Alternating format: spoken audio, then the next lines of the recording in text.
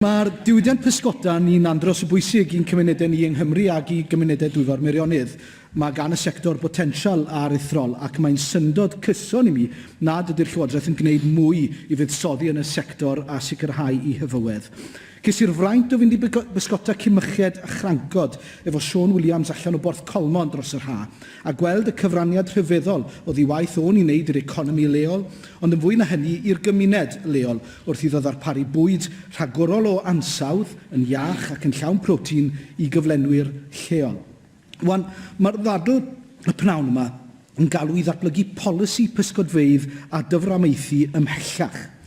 Os oes yna un ystadegyn sy'n dangos y gwendid syfrdanol yn y system bresennol a pham bod tair angen polisi llawer cliriach a chryfach, yna mi wna i sôn wrthoch chi am yr ystadegyn Kevin ynghynt sôn am faint o bysgod oedd yn cael ei lanio ym Mhorthladdoedd Cymru, ond o ran y pysgod sy'n cael ei lanio o foroedd Cymru, wyddoch chi fod yna 83,000 tunnell o fwyd yn cael ei lanio o foroedd Cymru.